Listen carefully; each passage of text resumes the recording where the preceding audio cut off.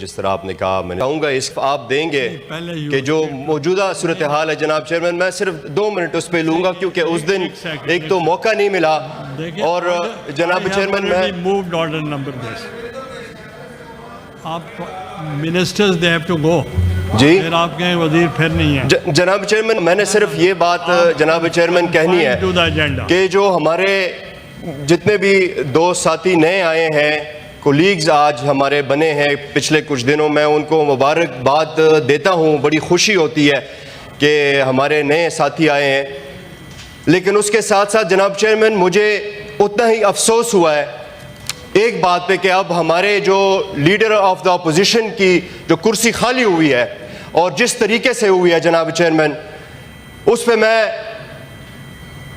बेहद अफसोस का इजहार करता हूँ। जनाब चेयरमैन, शिबली फराज साहब एक हक के साथ हमेशा उन्होंने इधर बात की है, ना हक के खिलाफ वो खड़े हुए हैं, उन्हें आवाज उठाई है, आज उनको इस बात की सजा मिली है। जनाब चेयरमैन, मैं ये नहीं कह रहा कि उस दिन जब फिर सब बोल उस दिन जनाब चेयरमैन जब ट्रेजरी बेंचेस ने ये बात की है कि जी आपके टाइम पे भी ऐसा हुआ है, मैं ये नहीं कह रहा जनाब चेयरमैन कि हमारी हुकूमत के टाइम पे कोई बहुत परफेक्शन थी, लेकिन जब ऐसा कोई काम होता है और हम सब जमहूरियत की बात करते हैं, फिर एक दूसरे को ये ताने देते हैं, ये इस बात का जवाब नहीं है जो कि शिबली फराज के साथ हुआ है और हमारे बाकी पीटीआई लीडर्स के साथ हुआ है। जनाब चेयरमैन, आज आप सब बात कर रहे हैं कि 14 अगस्त पे बात होनी चाहिए और एक अच्छा माहौल होना चाहिए जनाब चेयरमैन, लेकिन हमारे लीडर्स को तो 14 अगस्त पे सजाएं मिली है, जबकि लोगों की सजाएं माफ की जाती है 14 अगस्त पे। ये आज वो दिन है, बाटा रेट के हिसाब से 10-10 साल सजा मिली है। क्या ये है शिबली फराज?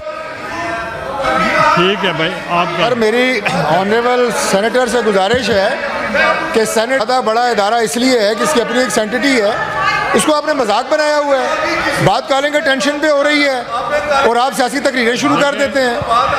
सर अगर कॉलिंग अटेंशन हाउस किसी ज़ाब्ते और असूलों के तहत चलता है, कॉलिंग अटेंशन निपटा लें, उसके बाद आप पॉइंट ऑफ ऑर्डर पे जितनी मर्जी बात करें, हम सुनेंगे। हमने कहा है कि आप बाकी बिजनेस ना लें, तो मेरी गुजारिश है सर आप बात करें। सर आप रिप्लाई करें। आप मैं कैसे दे दूं, मगर ऑनरेबल मिनिस्टर जो है वो रिप्लाई करेंगे, इसको निपटा लें, उसके बाद बात करें। बैठे टेंशन क्या है, स्टिक टू योर एजेंडा, बात करें।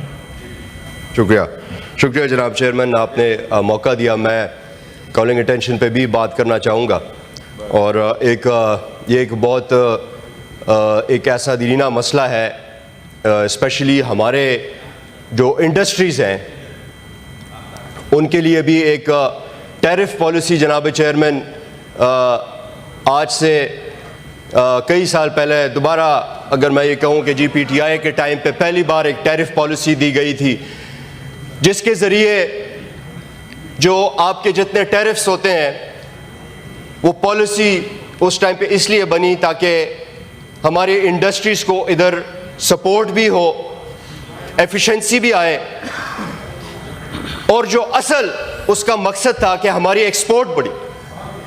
और हमारी एक्सपोर्ट बढ़ी, ये तो सबको पता है कि पीटीआई 2022 में सबसे जो हिस्ट्री में सबसे ज़्यादा पाकिस्तान की जो एक्सपोर्ट थी वो 2022 में थी, और वो उस पॉलिसी की वजह से थी।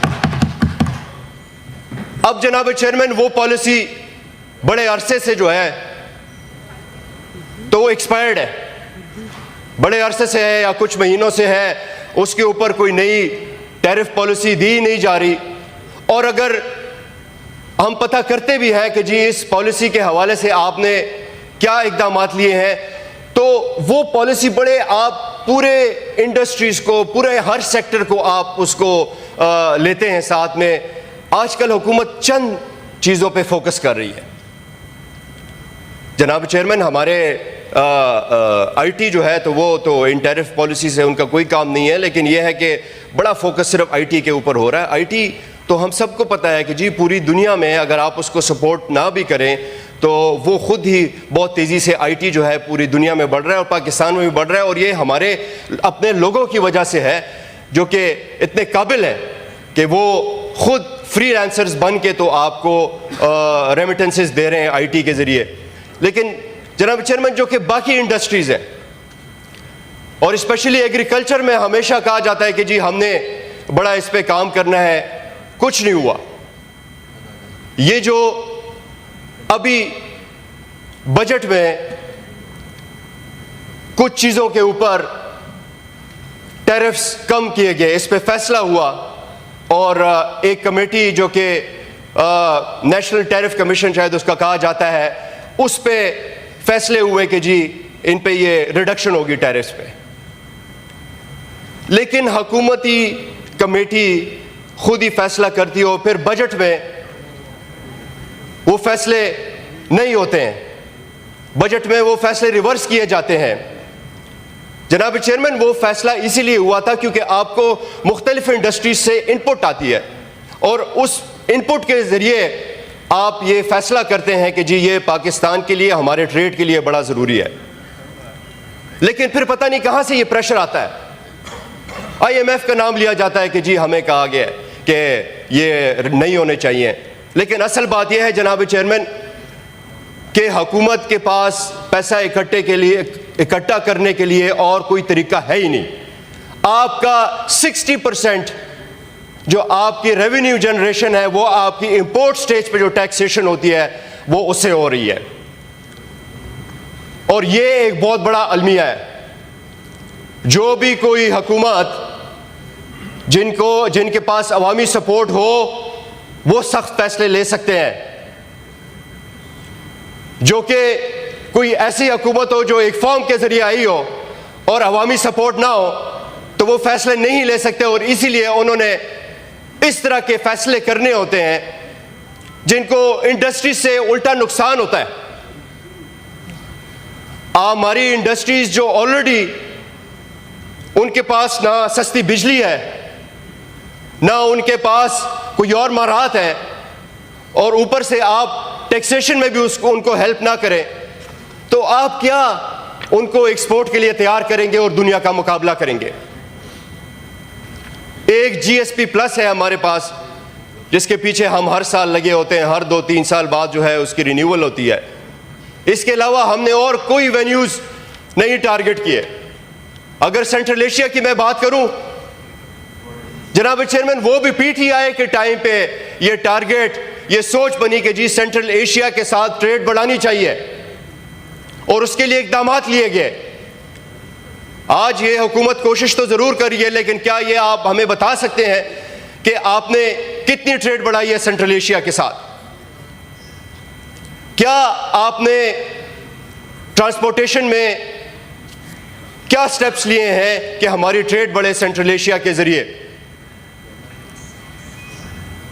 जनाब चेयरमैन, हमें इंडस्ट्रीज, वो कोई भी सेक्टर हो, मैं सिर्फ एक्सपोर्ट ओरिएंटेड सेक्टर्स की बात नहीं कर रहा, जितने भी इंडस्ट्रीज हैं सबको हमें सपोर्ट देनी चाहिए।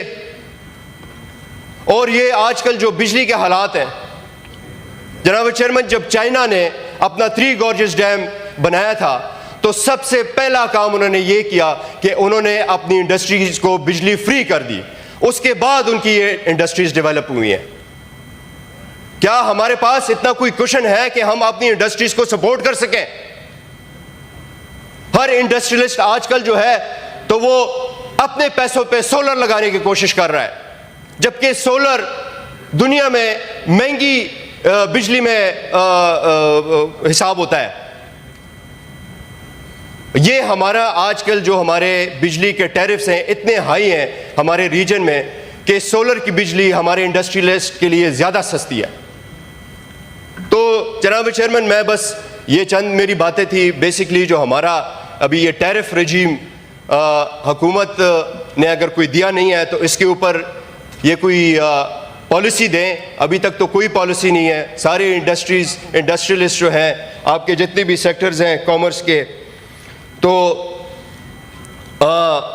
कॉमर्स के जितने भी लोग हैं तो वो इसके ऊपर पूछते हैं। तो अगर हमें बता दिया जाए कि क्या हुकूमत की पॉलिसी है और क्या ऐसी कोई पॉलिसी है जो कि अगले चंद सालों के लिए, 5 सालों के लिए, 10 सालों के लिए हो।